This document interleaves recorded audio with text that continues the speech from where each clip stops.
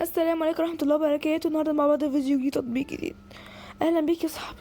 عارف في الحقيقة غريبة دي جدا ان نفس البشرية بتقول ان الانسان دايما بيخاف من المجهول، وعشان كده بيفضل محبوس في مكانه. خلي الجملة دي في بالك، عشان في اخر الفيديو هقولك النص التاني منها اللي هيغير نظرتك تماما عن السفر والحياة. بس يا سيدي، احنا بقينا في عصر كل واحد موبايل في ايده، مش بس تقلب في الفيسبوك وتضحك، لا، على الميزة دي حرفيا مساعد شخصي. فاكر انه تشيل عن المشاوير او تضح في بلد غريبة، او حتى تقلل على فلوسك وانت مسافر، كل ده بيبقى ماضي بفضل التطبيقات اللي بتسهل حياتنا. بما اننا بنتكلم عن السفر والترحيل، في تطبيق طلع ترند ومفيد جدا اسمه ترافلا انيميتر. ده بقى يا سيدي مش مجرد برنامج، ده فنان الجوالة.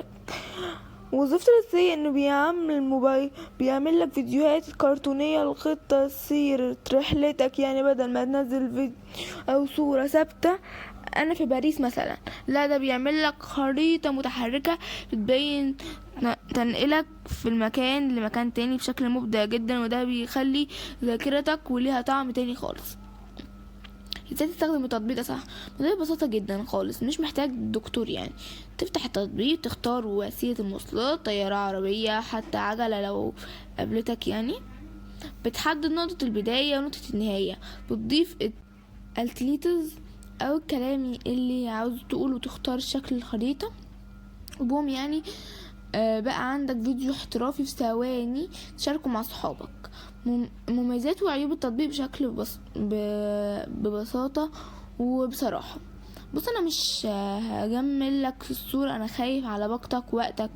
مميزات التطبيق ده سهل جدا اي حد يستخدمه لو ملوش في المنتجات. الايقونات فيها شكلها شيك ومودرن بيخلي الستوري بتاعتك على الانستجرام او الفيسبوك او اي حتة تاني خالص تكون حلوة.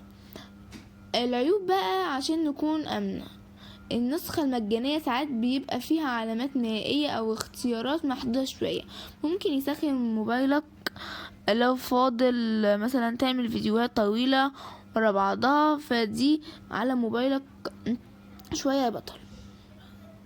الناس بقى بتقول ايه على بلاي ستور على التطبيق ده؟ انا دخلت قلبت في التعليقات عشان ما تتعبش نفسك. اغلب المستخدمين طايرين بيه، وخصوصا ترافيل فيلوفز بيقولوا ان اسرع وسيله توضح مسير الرحله. بس في ناس بتشتكي ان بعض انواع العربيات محتاجه اشتراك، وناس تانية بتتمنى يضيفوا خريطة بالتفصيل اكتر للدول العربية. يعني الخلاصة هو ممتاز فكرته، بس محتاج شوية تطور في التنويع. نصيحة اخوية سريعة، بما انك مسافر لازم تضمن ظهرك المادي. تطبيقات بنوك زي اللي بتبعت لي اللينك بتاعه بقيت ضروري. يعني لو انت في مطار او مثلا في دولة تانية، تقدر تحول فلوس، تدفع فواتيرك، وتعرف رصيدك بضغط الزرار، بدل ما تدور على فروع وتضيع وقتك في الزحمة. نرجع بقى للسؤال اللي سألناه في اول الفيديو، الانسان دايما بيخاف من المجهول وعشان كده بيفضل محبوس في مكانه. بس النص التاني بقى هقولهولك، لكن بمجرد ما يمتلك ادوات صح بيكتشف ان المجهول ده هو اجمل مغرى كان ممكن يعيشها. التطبيقات دي هي ادوات بتاعتك، ما تخليش الخوف من التكنولوجيا او اللخبطة تعطلك. جرب تطبيق ونزله وسافر وصور واستمتع بحياتك. وانا دايما هنا هقولك على الخلاصة. لو عجبك الفيديو ما تنساش تدوس لايك مرتين، وتبعت الفيديو لاصحابك اللي بيحب السفر بدل ما يتوه دايما. سلام.